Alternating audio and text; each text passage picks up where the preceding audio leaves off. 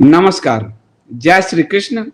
आज भगवान श्री कृष्ण पर द्वितीय अंक को हम लोग आनंद और उत्सव को समर्पित करते हैं। जैसा कि आप सब जानते हैं और कल इस पे विमर्श भी हुआ कि भगवान कृष्ण भगवान विष्णु के अवतार में पूर्णावतार है। यानी जो यात्रा मत्स्य यात्रा शुरू हुई मत्स्य से, वो जाकर पूर्ण जो है रूप में भगवान श्री कृष्ण में विष्णु जी भगवान विष्णु पूर्ण रूप से खिले।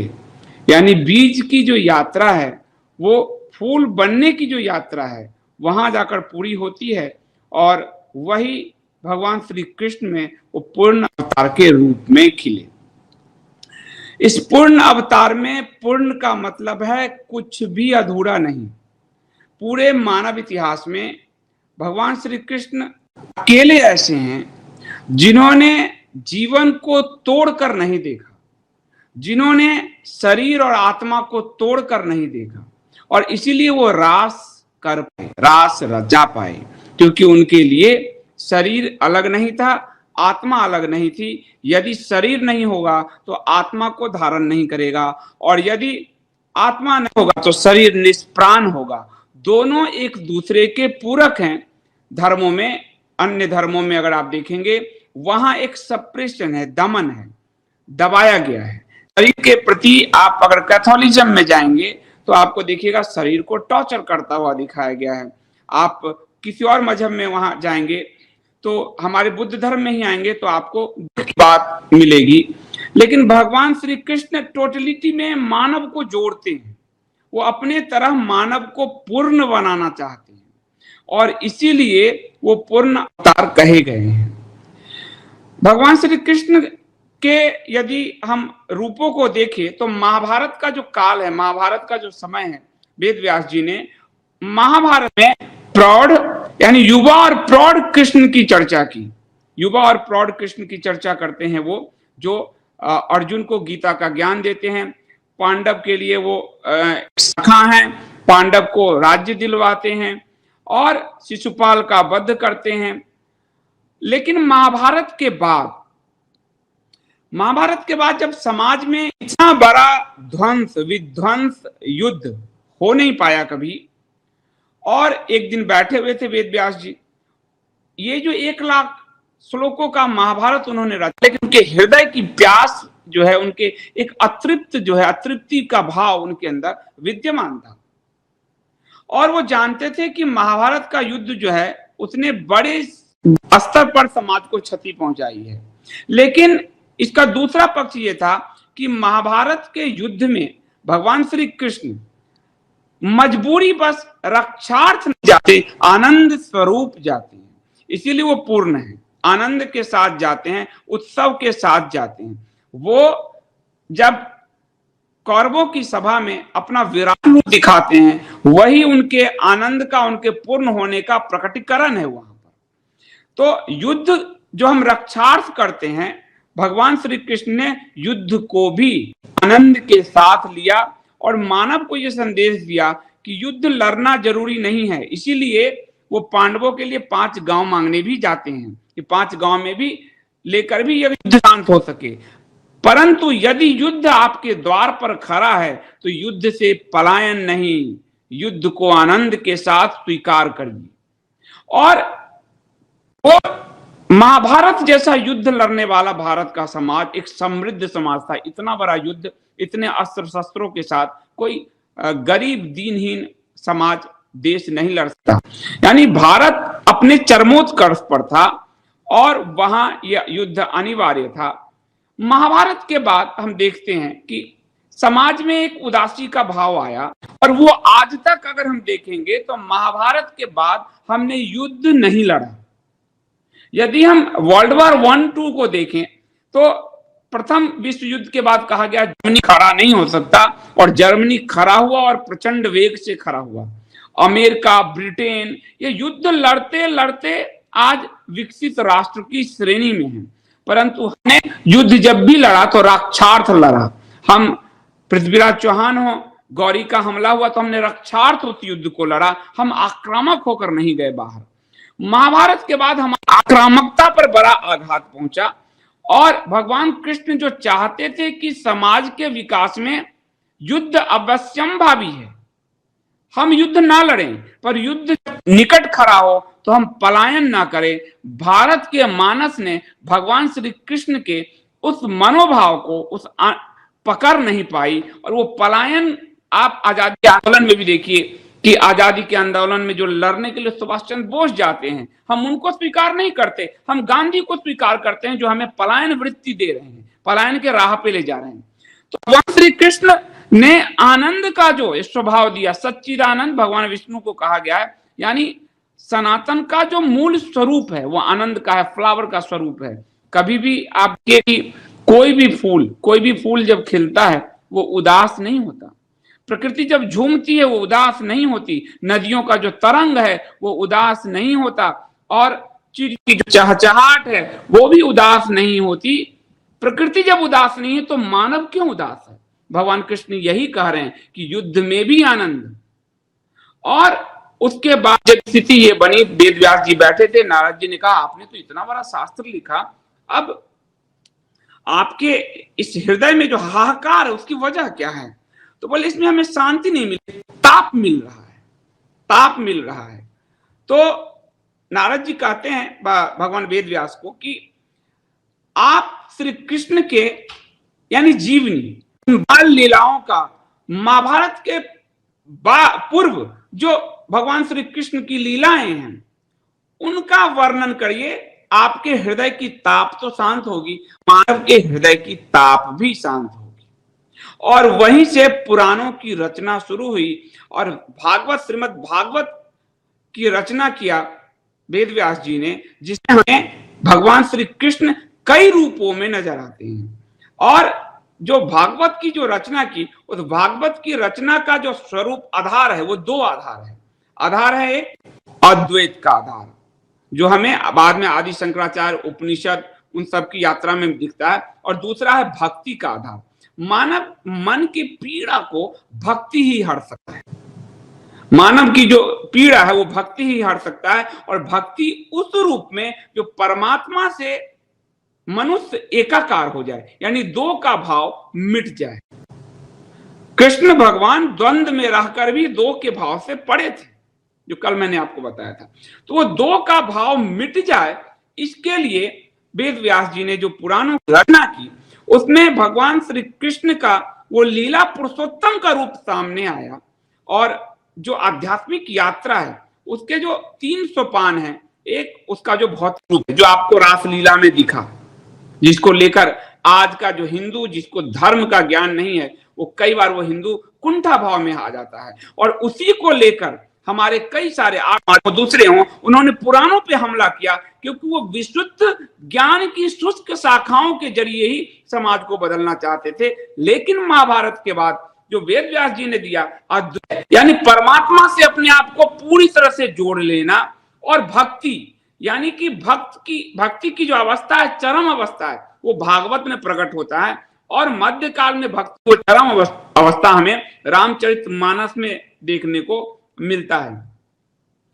तो वो जो भक्ति थी, जो सरस भक्ति थी, सरस भक्ति के साथ अद्वैत का, ये भगवान श्री कृष्ण के अलावा, पूर्ण के अलावा और कहीं संभव नहीं है। और जो रास है, जिसको कल लोगों ने प्रश्न किए, तो जो अध्यात्म के 3 सोपान है, एक भौतिक सोपान है जिसको कि लोगों ने पकड़ लिया, एक सूक्ष्म सोपान है, और एक आध्यात्मिक सोपान है। जब भौतिक से आप आगे बढ़ेंगे तो सूक्ष्म सोपान पे जाएंगे, और सूक्ष्मता को पार करेंगे तो आध्यात्मिक सोपान पे जाएंगे। अध्यात्म पे सीधे जंप नहीं लिया जा सकता, और इसीलिए जो भौतिक को पकड़ के रह गए कि पुराणों में तो अश्लीलता है, पुराणों में तो ये है, वो जिंदगी भर अश्लीलता से ही जूझते रहे, क्योंकि उनके भी व्यक्तित्व में अश्लीलता थी, इसलिए उनको अश्लीलता ही समझ में आया। परंतु उसके अंदर की जो सूक्ष्म आध्यात्मिक विवेचना थी, जो वेद व्यास जी कहना चाह रहे थे उस समाज को, उसे वो पकड़ नहीं पाए, और जिसके कारण अपने ही धर्म पर अपने ही लोगों ने आघात किया। और पूर्ण अवतार कह के भी हमने कृष्ण को टुकड़ों टुकड़ों में बांट दिया। किसी ने बाल कृष्ण की लीलाओं का मंचन शुरू कर दिया, किसी ने युवा कृष्ण की, गीता वाले कृष्ण को लिया, किसी ने सिर्फ शिशुपाल वध लिया, किसी ने सिर्फ महाभारत वाले कृष्ण को लिया। यानी वो जो पूर्ण परमात्मा है उसे इस मानव ने खंडित खंडित कर दिया। जब हिंदू सनातन समाज ने अपने पूर्ण अवतार को खंडित किया तो भारत कहां से एक रह पाएगा। जब आपने अपने विवेक से उस परमात्मा को ही नहीं समझा तो परमात्मा तो एक कहां से रहने देगा। और भारत उसके बाद तो खंड खंड होता चला गया। उसके बाद देखिए कि भारत के पतन की राह जो शुरू हुई वो इसी वजह से हुआ कि हमने, परमात्मा ने एक खिला हुआ फूल दिया, उस बीज से, उस कली से होते हुए, और उस फूल की सुगंध को लेने की जगह हमने एक एक पंखुड़ियों को नोच नोच के, कोई उसको खा के स्वाद ले रहा है, कोई उसको सूंघ के स्वाद ले रहा है, कोई कह रहा है इसमें तो इसकी जैविक प्रक्रिया क्या है, कोई कह रहा है कि इसमें तो पूरा गुलाब नहीं है। यानी हमने उस फूल को तोड़ दिया। इसलिए परमात्मा का वो दंड का भागी हम लोग बने। मैं आपको जो वेद व्यास जी ने उसके बाद जो पुराणों की रचना की, हरवंश, भागवत पुराण और विष्णु पुराण, इसमें भगवान श्री कृष्ण का पूरा रूप जो है निखर कर आता है। और वो रूप निखर के आता है जो महाभारत में नहीं है, महाभारत से पूर्व का है, महाभारत से पूर्व का है, उनके पूर्ण स्वरूप को लेकर है। और भगवान श्री कृष्ण ऐसा नहीं कि बार बार आप लोगों को बताया गया, मिथक नहीं, द्वारका नगरी भी डूबी हुई मिली। और जो भगवान श्री कृष्ण के वंशज महाभारत के बाद यहां से जो निकले हैं, मैं उस पर भी कभी आऊंगा, वो कहां तक गए हैं। उनके पुत्र हैं, प्रद्युम्न उनके पुत्र हैं, रुक्मिणी उनकी पत्नी है। तो और पूरा जो है उनका यादव वंश का पूरा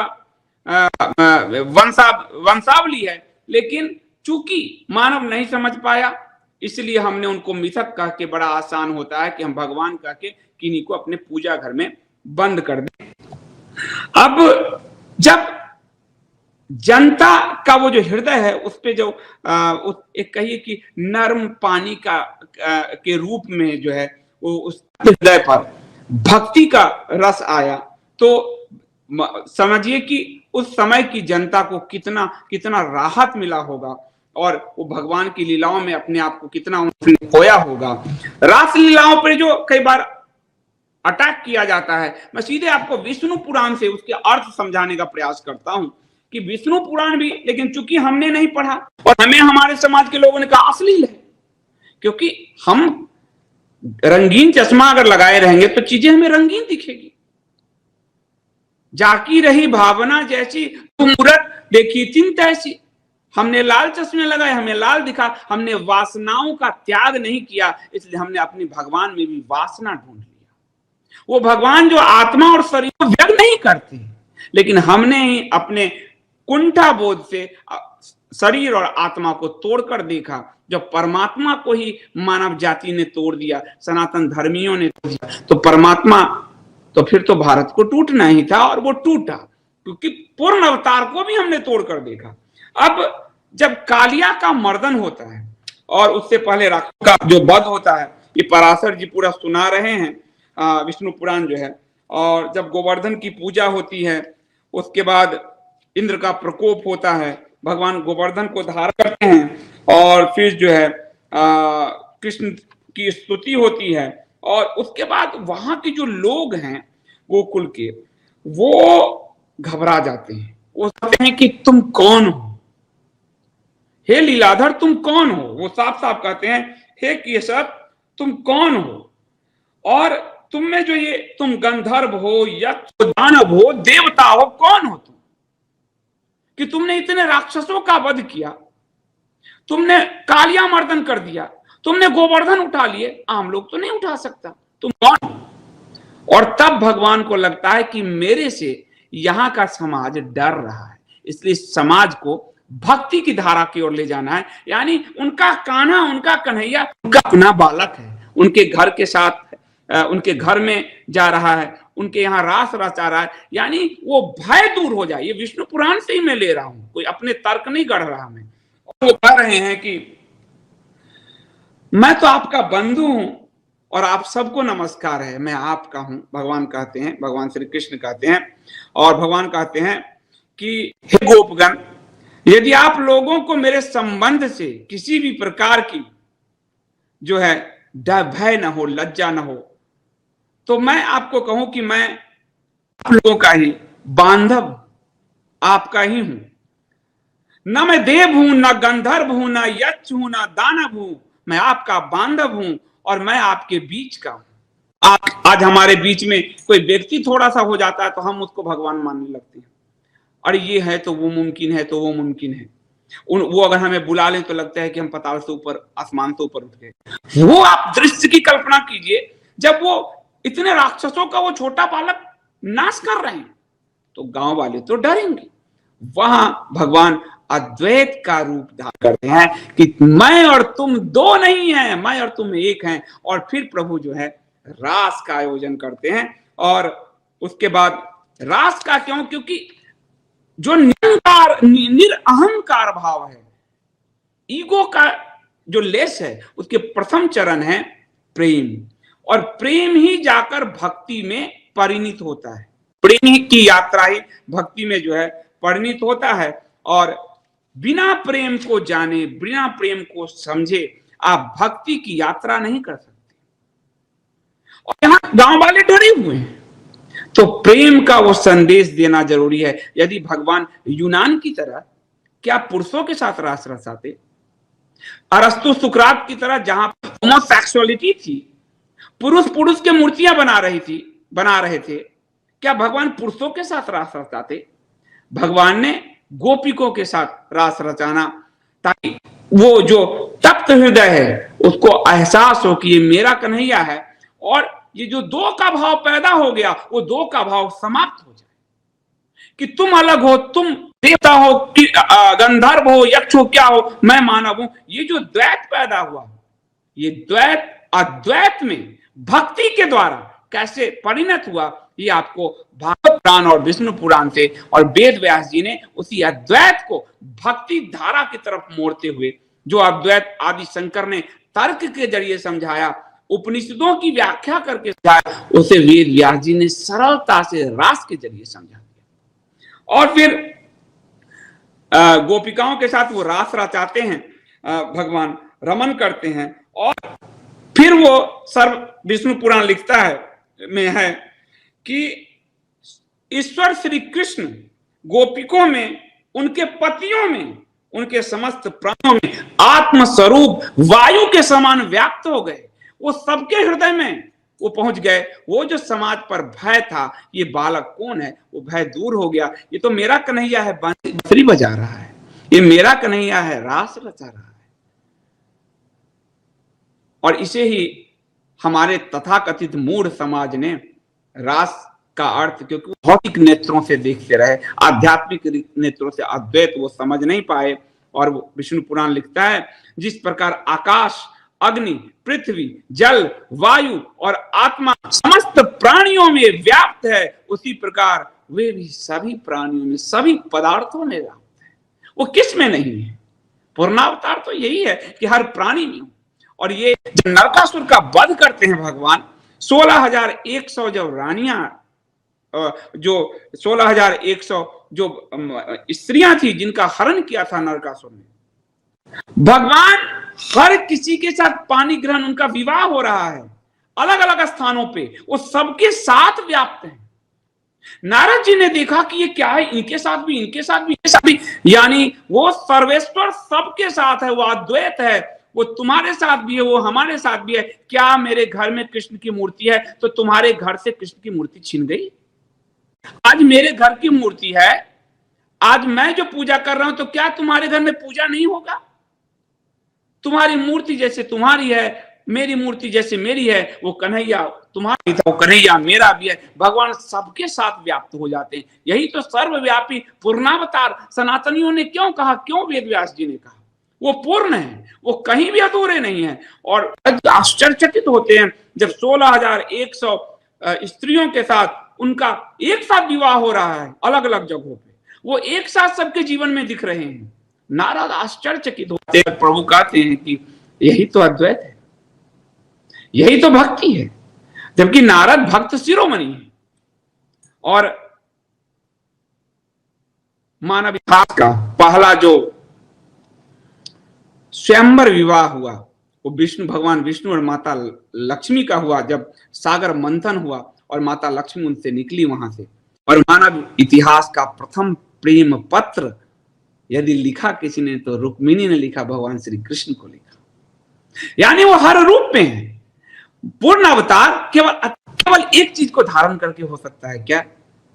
वो पूर्ण परमात्मा। तो और इसीलिए कहा चैतन्य रूपी। कहने को आप अभी कृष्ण का वो रास रचा रहे थे तो हम भी रचाएं। चेतना है आप में, अपने आप को जानते हैं आप। सच्चिदानंद उनको कहा गया है जो चैतन्यमयी है, जो सदा से है। कृष्ण सदा से है। और इसीलिए महाभारत में कहते हैं, आज कोई कहेगा तो यह अहंकार का, क्योंकि अज्ञानी लोग कहेंगे यह अहंकार का द्योतक हो जाएगा, लेकिन वो कहते हैं अर्जुन नहीं समझ पा रहा, तो कहते हैं तू सब कुछ छोड़, सारे धर्मों को छोड़, तू मेरी शरण में आ जा। ये वही व्यक्ति कह सकता है जो अहंकार को पार कर गया हो, जो निरहंकार हो चुका हो, ईगोलेस हो चुका हो। वही सच्चिदानंद स्वरूप परमात्मा है। और परमात्मा ने अपना वो रूप दिखाया है कि जब परमात्मा अहंकार रहित होता है, परमात्मा जब प्रेम सहित हो जाता है, परमात्मा जब अपने भक्तों के साथ भी नाचता है, गाता है, दुनिया का कोई धर्म इसे नहीं समझ पाता। दुनिया के धर्मों के पैगंबरों को, उन गौर के पुत्रों के ये लंबोदर जैसे चेहरे, उदासी से भरे चेहरे, आपको यही समझाया गया कि धर्म का मतलब है जहां से रसहीन हो, जिसमें रस नहीं हो। लेकिन हमारे यहां धर्म है जो धारण करने योग्य है, आनंद धारण करने योग्य है, सच्चाई धारण करने योग्य है, चेतना धारण करने योग्य है, सौंदर्य धारण करने योग्य है, कल्याण धारण करने योग्य है। और भगवान तो विष भी पी जाते।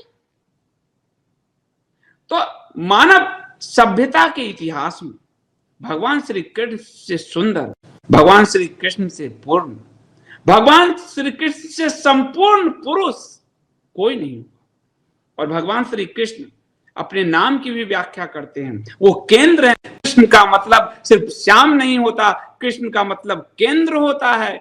केंद्र और श्याम, वो नारद से जब अपने बारे में बता रहे हैं तो भगवान फिर मानव जाति के केंद्र है। हमने उस केंद्र को तोड़ दिया क्योंकि हमारे अंदर की वासना, प्रभु मूरत देखी तिन तैसी, हम वासनामयी इंसान हैं। हम कहां समझे रात, हम कहां समझे अद्वैत। हमारे तो पति पत्नी के बीच भी अद्वैत नहीं है, दो खड़ा है, दो ईगो खड़ा है, कंप्यूटर के लिए लड़ रहे हैं, सैलरी पर लड़ रहे हैं। हम कहां समझे अद्वैत, कैसे समझे अद्वैत?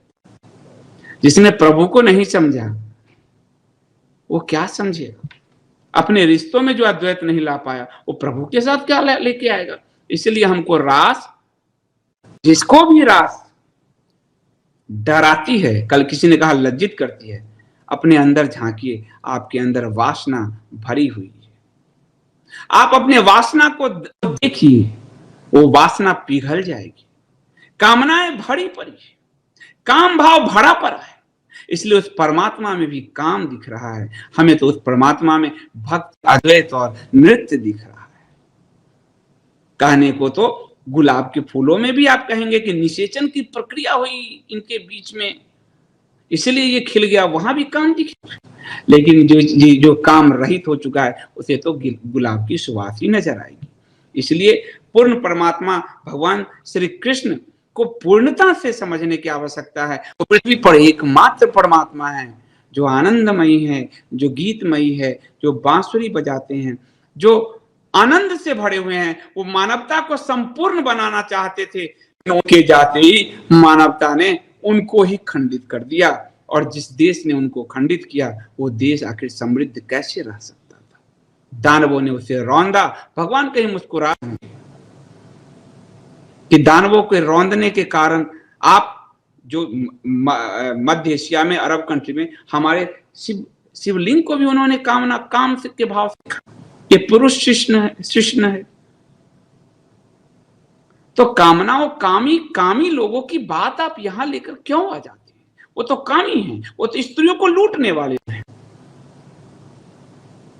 तो भगवान को तोड़ने का पाप हमने किया है। भगवान पूर्ण है और पूर्ण अवतार हैं, इसलिए कलयुग में अभी नहीं आएंगे। वो जो बीज था भगवान विष्णु का मछली के रूप में, मत्स्य के रूप में, वो फूल बना भगवान श्री कृष्ण के रूप में। समय लगेगा अगले अवतार में, लेकिन तब तक वो नहीं आ सकते जब तक कि उनका ही सनातन पुत्र उनको ठीक से समझ नहीं लेता। और वो कहेगा भगवान क्यों नहीं आते, जब वो खुद ही भगवान को तोड़ देता है तो भगवान कहां से आएंगे। आज भगवान के इस आनंद स्वरूप पर ही, और मैं आपको भगवान के राजनीतिक स्वरूप पर, मैं भगवान श्री कृष्ण की प्रतिज्ञा स्वरूप पर छोटी छोटी कथाओं के जरिए जो है, पुराणों के जरिए जो है आपको समझाने का प्रयास करूंगा। विष्णु पुराण हो, पुराण के विमर्श हो, काफी सारी जो है, तो मेरा प्रयास होगा कि भगवान कृष्ण को के प्रति एक प्यास जग जाए, और यदि प्यास जग गई उस पूर्ण परमात्मा के प्रति, तो आनंद जो है आपके जीवन में बरसेगा ही बरसेगा। मुझे तो सच बता रहा हूं, ये कोई तर्क कर देता है तो मैं सोचता हूं कि परमात्मा उनको क्या है, कामनाओं से भरा हुआ है। लेकिन जब तक कामनाओं से मुक्त नहीं होते, अर्जुन ही कामनाओं से जब मुक्त नहीं हुआ, तब तक वो युद्ध की प्रत्यंचा नहीं चलाया। वो अपने आप को कह रहा था कि मैं इनको मारूंगा, मैं उनको मारूंगा, ये कामनाएं हैं। भगवान कहते हैं तुम कैसे मारोगे, ये अहंकार क्यों है तुम्हारे अंदर, तू सब धर्म को छोड़, तू सब कुछ छोड़। यानी जो निराश्रित अशिक्षित जनता, उसको भी कह रहे हैं भक्ति भाव से, तू सब छोड़, मेरी नजर में आ, मेरे शरण में आ जा। तुझे कोई संस्कृत जानने की जरूरत नहीं, तुम्हें साहित्य पढ़ने की जरूरत नहीं, शास्त्र, तू बस भक्ति से अपने हृदय को उस रास में भिगो दे। मैं तेरा हूं, तू मेरा है, यही अद्वैत है। आज के लिए इतना ही। बहुत बहुत धन्यवाद। जय श्री कृष्ण।